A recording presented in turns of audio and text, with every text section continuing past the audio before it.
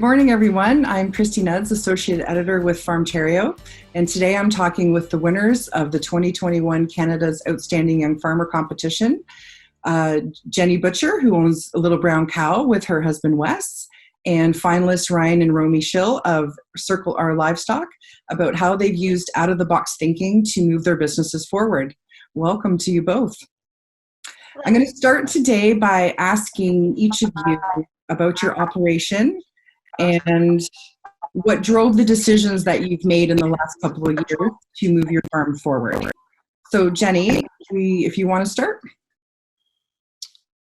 Yeah, so we milk 65 cows. We keep all of our male and female young stocks, so that ends up being about 200 head altogether.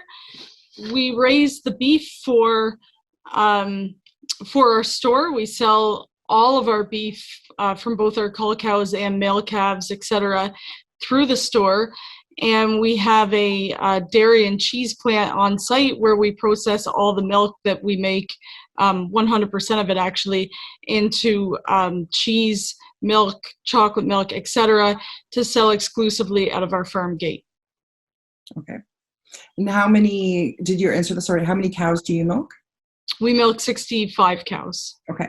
Can you tell us a little bit about your operation and what drove you to add the value-added store? So it's something that we decided that we wanted to do. We wanted to process milk right from the get-go when it became clear that neither one of us would take over our family farm. So we started from quite literally nothing together when in 2008. And when we started, we said, here's our far-fetched, big, hairy-brained idea that we're going to try to accomplish, and we're going to try and process milk. But that's a pretty lofty idea for people that didn't even own quota at the time, or really anything. So we knew it was a far-fetched goal. We thought we'd be old and gray when we accomplished it. We knew we would accomplish it because that's just what we do, but we thought it would take a long, long time. And this farm came for sale. We had been renting a barn and 100% cash flowing the dairy operation. We didn't own anything. We've been renting a barn and leasing quota at the time. It's a long story how we could do that at that time, but we were leasing quota from Wes's family, running a second site operation. And then this place came for sale that was truly a dream.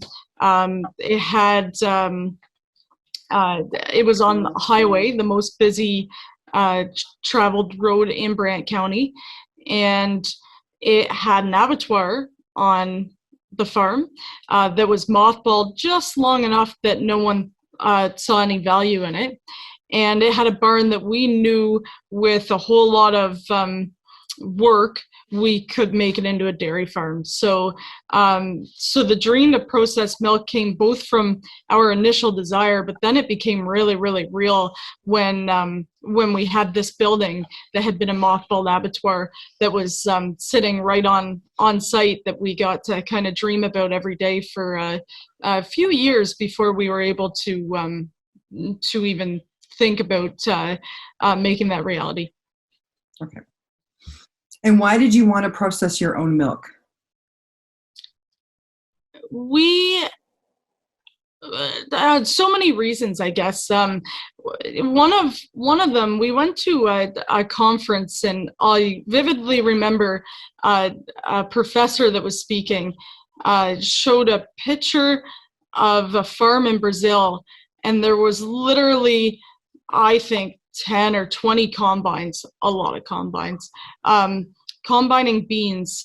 And not 100 feet behind these combines was another 10 or 20 no-till drills putting, it was either I think it was another crop of beans in the ground, like simultaneous to combining. And I remember that being a real defining moment where it's like, no, we can't compete. Like, no, commodity agriculture isn't where we want to be. I have all sorts of respect for production-minded people. It takes a lot of skill to be efficient enough to make that work. But for us, we said commodity agriculture isn't the place for us. And so in every way we could, we wanted to make the most money per acre, the most money per hour, the most, we wanted every cow in our barn to be worth more and more and more every day that we were farming, to increase the quality of our genetic stock, and just focus 110% on quality instead of quantity for us. And how did the store start? Was that sort of the platform? Was the processing the platform that led to, you wanted to sell it yourself to get the most value add back? So we started with so few resources that that there wasn't as much planning as there was just sort of, doing what we had to do to survive type of thing. So when we started processing milk, we started with very, very few resources. So automatically the only place we could sell was in a tiny little 15 by 15 office in our cheese processing plant. So we started dribbling products out the door, and that was our store, was this tiny little office. And every day we would sell more and more and more until the point that this tiny little store was obnoxiously busy for the size of store that it was. And simultaneous to this becoming really busy and people having to wait outside long before that was normalized to get in the store, we went away. We went to Oregon, and we came back, and in the time that we were gone, a property that our farm touches three sides of. This property was zoned commercial, it was zoned farmers market, and it had a building that we could make into a farmers market, came for sale, and it was also on the highway, which our farm is just off the highway. And so it just became, the moment we saw that it was for sale, we weren't excited at all. It was exciting, but also just such an inevitability that this is where we're going, whether we want to or not, God. So obviously we bought the place, and then the store just grew exponentially, of course, when we moved to a much bigger building, a purpose-built building, and it brought our retail business onto the highway and off the side road, and life sort of unfolded from there as it has. So thank you. So Romy and Ryan, can you tell us a little bit about your operation and how you have diversified over the years and on your journey to where you are now? Do you want to start? Yeah, so we have a very large commercial sheep operation, and we also have a layer breeder chicken flock where we sell fertile eggs to a local hatchery. I guess our journey began kind of in 2008 as well, when we purchased our farm. At that time we had pigs, farrow to finish. We had beef cattle. We had the chickens, and then I just bought some sheep as a hobby. And a couple of years of that, of really not getting ahead or getting anywhere, we had to make a choice because the pigs and the cattle weren't getting us anywhere. So we decided that, looked at the future and thought, like, what could we do to make it work? And there's a very large ethnic community all around us, and that like to eat lamb, and at that time we had about a couple hundred ewes, and we thought, let's get rid of the cattle, let's get rid of the pigs, and we'll focus on the sheep. So from then on, we just kept growing the flock. We've kept the chickens as well, and that kind of grew as well as the hatchery allowed us to have more hens and then obviously provide more eggs for them. About a few years ago, our wool clip wasn't really worth much anymore. It's all exported to China pretty well. So Romy started dabbling into how do we turn this wool into a useful fiber. Yeah, and I guess kind of like Jenny was saying, it just started as a trickle. Just you see the potential, and you got to just start somewhere, and that's been really great. It's really sort of snowballed the last sort of year and a half, and we actually used our whole wool clip this year. The whole wool clip has been processed or used somehow to add value, so that's been really neat. And yeah, with the sheep flock too, there's just endless potential. We've really specialized on the breeding stock side, so we're able not only just to sell quality meat lambs, we're also focusing on the breeding stock and helping supply other producers because there's so much potential to help the industry grow. So I think we can help play a big part in that. Okay. Is that something that you saw potential in your on the breeding side, or were lamb prices not very good for a little while? Like, what prompted you to sort of focus on the breeding stock? The first bunch of ewes we had got were just sort of a mixed crossbreed, and that was sort of a good intro into dipping our toes in. And when we really decided to focus on the sheep, one of the first things was to do breeding stock. We started with the purebred Dorset. Since then, it's sort of evolved into not just the pure Dorsets, but also a prolific cross. It adds more value. You can get more out of what you're already doing. Yes, it takes a little more effort in doing sort of the record keeping and that kind of health management stuff. But yeah, we can, and like with using the wool, right, the more value we can get off per animal, the more profitable we can become in the end. Okay. And do you have like a unique breeding cycle, or perhaps a little bit different than your fellow sheep producers? Just feel a little about that. There's not one way of doing sheep, or like there's so many different ways of doing sheep, which is kind of the cool thing. But we're doing an accelerated system where each ewe lambs 3 times in 2 years. There is a lambing group every other month. So we're not lambing all the ewes at once, which is nice. We're sort of splitting that work up throughout the year, which kind of creates its own challenges management record keeping wise, but it's all on the calendar. It's all scheduled. Everything is planned about 2 years in advance, so we kind of know what's coming and what we're going to be dealing with. Okay. And I guess something that kind of sets us apart from most traditional accelerated breeders is we don't use any hormones or anything like that to get our sheep to come in cycle or sink out of season. And by out of season, we mean usually breeding from about March to September, because sheep are naturally seasonal breeders for the most part. So we don't use any hormones or anything like that. We use vasectomized teaser rams just to kind of get the ewes cycling, but we pay very close attention to our nutrition that we're feeding them to help cycle them and bring them into heat for breeding. We've never looked back from not using the hormones that shepherds particularly usually use, and I'd say we're getting the same, if not just as great results as others. So now, from a labor perspective, is this a little bit easier for you as a team to manage? Was that part of what drove that decision, or?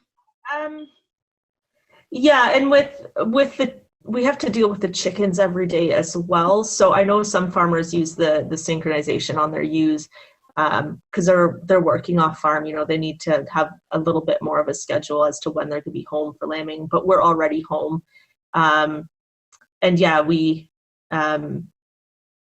were like until 4 years ago, one of us was working off farm full time. So it was a bit of a juggle that way, but someone was always home if we were lambing. So we were okay with them, not all lambing out within 4 days. And I think as we've gone along, our users are sort of used to that system. So they sort of work well in the system we've developed. Okay, thank you. Now let's move on to risk management. So obviously all of you have made some key decisions on your farm, but from a risk management perspective, how did you determine, like, you still have to pay for the farm that you have and look after the animals that you already had?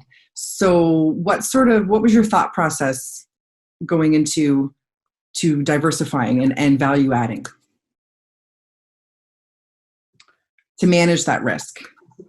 I guess for us, I guess that's kind of why we still have the chickens around. I don't know. It just makes sense. Yeah, for as much as what we don't like the chickens at times, it just having that other income helps with cash flow during periods of low times with lambs or the market lamb price isn't that good. Like, we still have balance there. Another risk management really is paying attention to our health status in breeding stock. By selling most of our replacements off farm as breeding stock, we're adding value, which is also not dependent on market price, because we set our own price for that, and we're able to sell those replacements as well. And with the wool business too, it's not, I don't know if it was consciously a let's diversify by adding the wool business, but it just makes sense to use the renewable product that we're already producing. And there's such a big demand from consumers for wool and natural fibers. Mm-hmm. I think that was more the decision that way. But yes, it adds another layer of diversity to the farm and spreads out the risk. Okay, thank you. And what about you, Jenny? What were some of the factors that affected, your decision, or you and Wes, your decisions to go the way you've gone with your farm? So one of the single biggest issues in agriculture today, in my opinion, and it's so little talked about in how much it affects agribusiness and actual farmers, is the monopolization of our industry. So there's only a couple buyers in all of the food industry, and what these big buyers are really famous for is getting a small business like ours completely reliant on them, to the point that they may account for, let's say, 80% of our business, which is a pretty typical situation for a processor like us. And then dropping us after a couple of years for someone that's cheaper, someone that's more reliable, you name the reasons. And it makes it impossible to not just compete, but exist as a small food producer. And so we never even entered that system. We chose not to, and that's the single biggest best decision that we've made in our entire career is abstaining from the current food system, and that is the risk management plan, right? So now we sell 100% of our product to our community, to our customers. And so instead of having one customer, or one customer accounting for 80% of our sales, we quite literally have thousands of customers. And so if that's a very diversified customer base, and if something happens to one of our customers, they don't love us anymore, then that's one customer, not one of thousands, not one of two or three, right? So I think that's a really important part of our risk management plan. And the other thing that I can think of that I'm happy that we did is, because we were so strapped for not just cash flow, but capital, resources, you name it, when we started, it made us better business people. It made our business more sustainable, because we didn't have the option to age a whole bunch of cheese. And so we created a business, intentionally and unintentionally, that cash flowed really well. So if we wanted to age cheese, we had to ensure that we had an equal to greater amount of fresh cheese that sold right away in order to fund that milk that went into the aging cave and stayed there. And so that's a real risk in the cheese business, is that you get a whole bunch of cheese in an aging cave, and either A, you can't find customers for it because you're really banking on having customers in 2 years' time or a year time. When you put that cheese in there, you don't really know where your customers are going to be in a year. And also, there's quality issues that can happen and things like that. So we didn't have the option to sit on a whole bunch of aged cheese at the start, and I'm glad we didn't. So as we all know, we've been living through this pandemic for almost 2 years now, and consumer interests have changed. So on the wool side for Ryan and Romy, are you finding that there's an increased demand for the wool? Like, was the timing kind of perfect for you in a way? Has it helped? I think the timing has sort of lined up nicely with the already increased awareness of local fiber and wool, and the increased, the increase in people learning to knit, making their own clothes, fixing clothes, that whole idea of reusing things and natural fibers that was already kind of happening, especially with sort of the 2030 crowd. So I think COVID has just helped amplify that, because more people were staying home. They wanted a craft to do. They wanted, something like that. But the lamb as well, we were worried at the beginning that because lamb is a higher priced meat, that might affect the market in a negative way. But we actually found prices have really gone up. They stayed strong. And I think a lot of that is the increased disposable income people have because they're not traveling and all of that. But also because they've been home, they've had time to cook, to experiment, to try new foods. And what about you, Jenny? Your Little Brown Cow business, has it expanded? How is consumers sort of looking for those local products? And for a while too, they couldn't get a lot of products. And I noticed on your social media feed just this past week that you were talking about flour and how you had already had these big bags of flour, and you were able to partition smaller bags for those looking for those ingredients that were quite scarce early in 2020. So in things like this, there were a lot of losers, and that was really hard to watch. Some friends and members of the community that really suffered through COVID, and it wasn't fun to see that. But there has to be some winners, and we were certainly one of them. In every single way, I can't think of anything that COVID was bad, like even little details, except for possibly our mental health. But in every single way, it was just such a blessing to our business. We had our customers, many of them had no one to talk to, especially in the early days. And that's what we've always been, is a place to go where everybody knows your name, kind of thing. And so we'd have people come several times a week instead of once a week, because it was literally their only human connection for the entire week. They weren't allowed to go see their kids, but they were allowed to see us. Strange. So that was a thing. So many local businesses chose to close. They made that decision for their safety or whatever. And we're so grateful that we had staff that were willing to go with us and willing to double down instead of close their doors. We actually increased our business by about 3 times overnight with COVID. The community rallied around local food.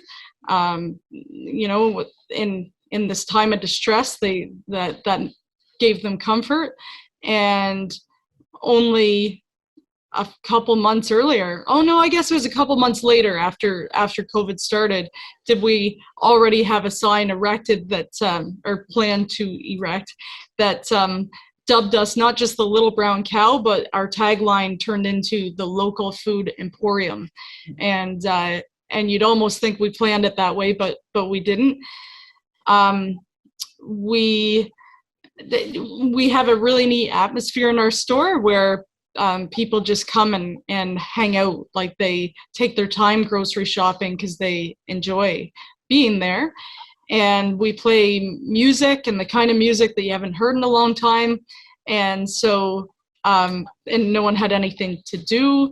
And so, you name it, it helped us in so many different ways.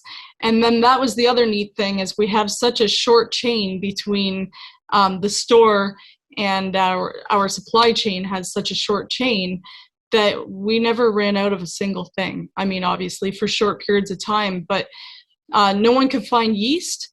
Well, so in many ways with COVID, the issue wasn't that the product didn't exist. The issue was that it didn't exist in consumer package format.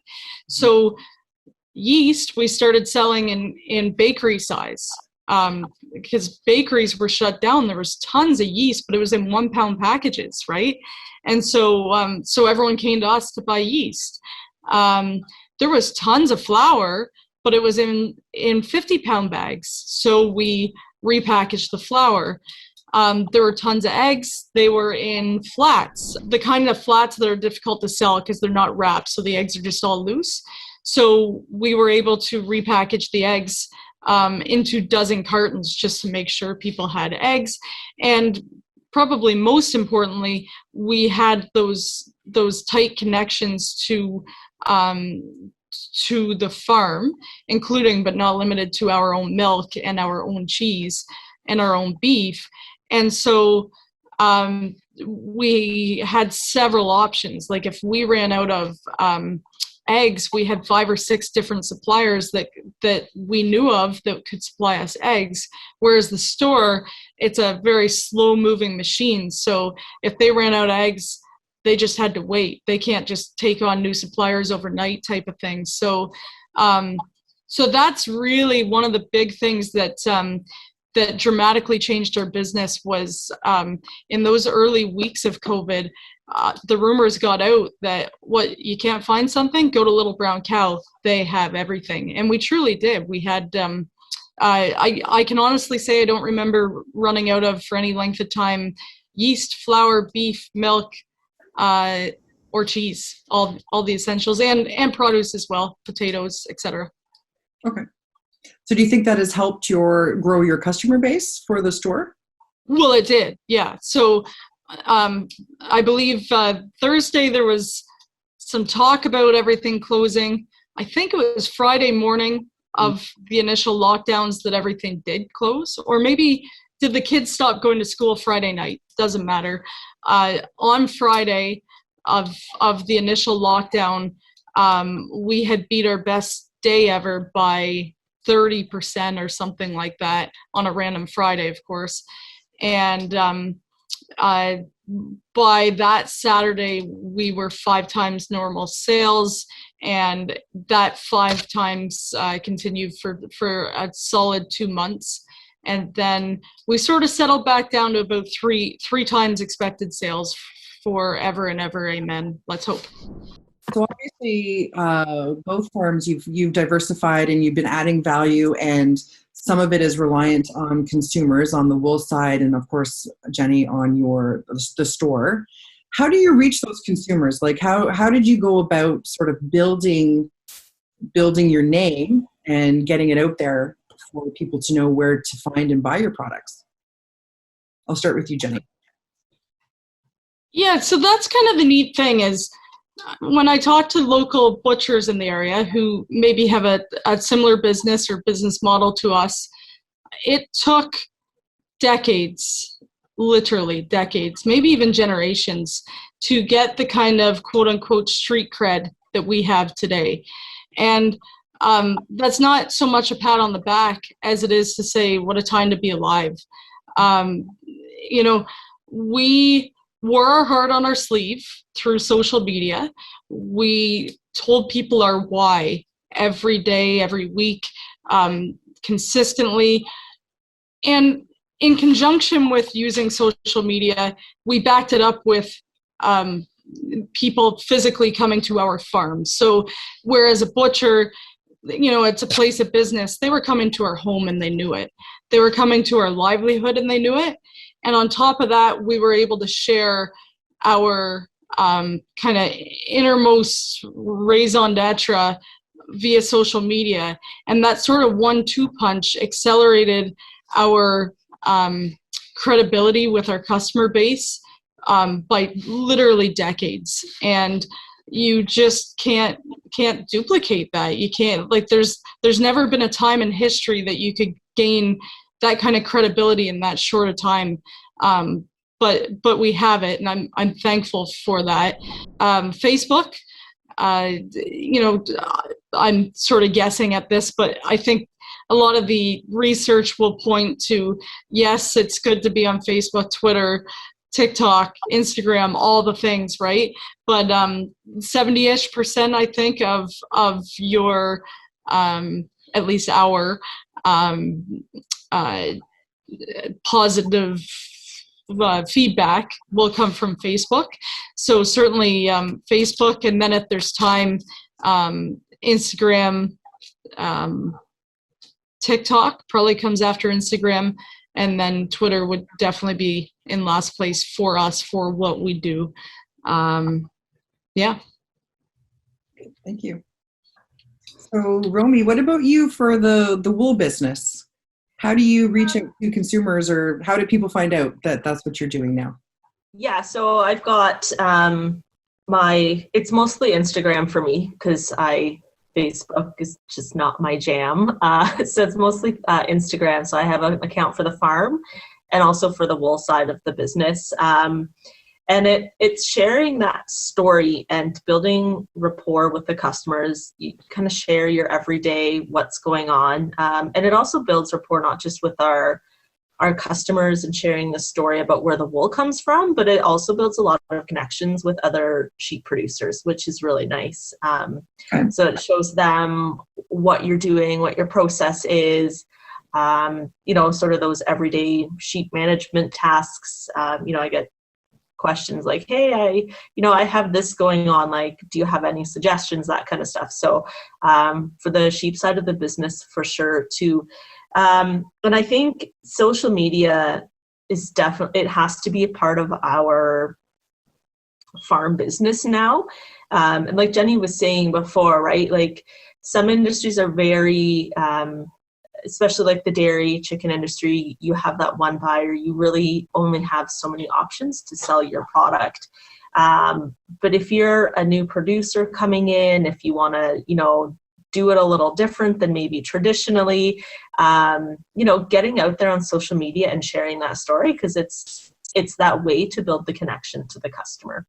And then for the wool business too, the farm story, the wool story, it links to the online shop. So versus Jenny and Wes doing their in-person shopping, a lot of mine is online sales. So having that content there online is a way for people to find out more about where the product comes from, because they don't necessarily come to the farm to pick it up. So Ryan and Romy, what does the future hold?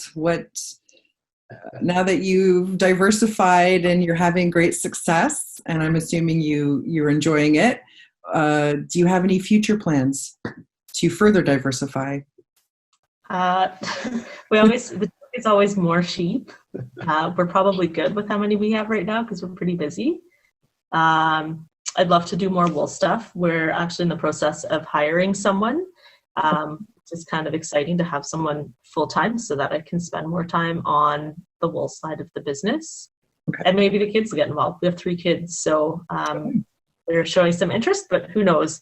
I think at some point we'll need to decide if we do anything. If we're going to do anything, it's going to need to be able to include them if they want to. What about you, Jenny? What does the future hold for you and Wes in your business?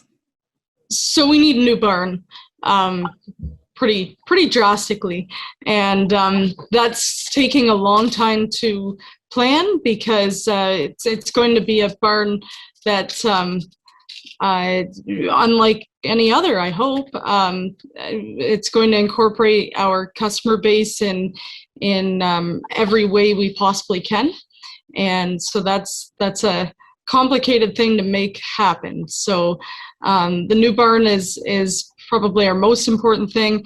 The store has been renovated like every 4 months since we opened, kind of thing, and that renovation continues because we just keep getting shocked at the level of growth that we're experiencing. So we need to think bigger and bigger and bigger every few months, sort of thing. So we need a major renovation of the store right now, and those 2 things are going to keep us really busy, I think. Okay. How do you plan to incorporate your customers into the barn? Like have like a viewing area or? Yeah, like it's a tough one, right? Because that's immediately what one might think, and of course we'll figure that out, how to have a viewing area, but we're hoping to make it much more interactive than that. Will there be a slide from the top of our silo to the bottom of the hill that's like 200 feet? I don't know. I don't know what the insurance costs for that. Will there be a zip line in the barn? What's the insurance cost? I don't know. It's going to be really interesting what we can and can't get away with, type of thing, and we'll see. That it's going to take a lot of time to plan. Okay, that sounds very interesting. You got some interesting ideas there. One final question: what do you have any recommendations or advice to other farmers about diversifying or adding value, or maybe like should they take a risk or not be afraid to take a risk? Any advice you can give anyone? Yeah, I'll start with you, Jenny. I do. I think I talk to so many people about this, and everybody has these big dreams, and oh, I'm going to do this and this someday. And, your someday's today, right? So whatever you think you want to do can be done on a small scale tomorrow. But you get these grandiose ideas of what it's all going to look like.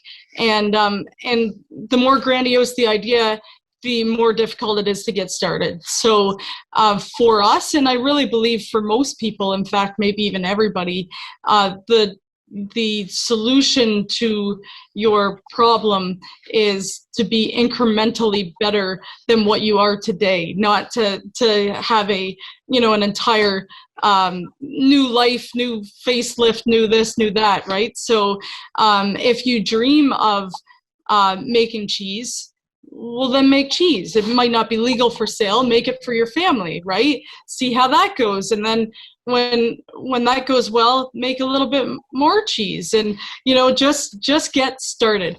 If you dream of selling beef, sell 1 cow, and when you sell 1 cow, you might sell 2 the next month, et cetera, et cetera. So my advice absolutely would be to just get started. Great, thank you.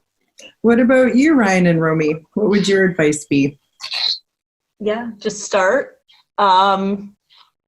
Step outside the box, maybe. I think that's been fairly easy for us with the sheep because we never had sheep before, so we sort of had to figure out our own way. And I think for young producers, because we've been doing this full time now for a couple of years, and we always get asked like, well, how do you do it full time? And I, as a young producer, as a growing producer, I don't think you can don't be afraid to make the jump into full-time farming. Because once you're there, it's pretty awesome. You know, you might not have to juggle an off-farm job, but you're juggling other things. But don't be afraid to make that jump, because you can make a lot of different things work. And be flexible. You got to be able to change sometimes. And get sheep. Well, thank you both. I really appreciate your time today, and that's some great advice.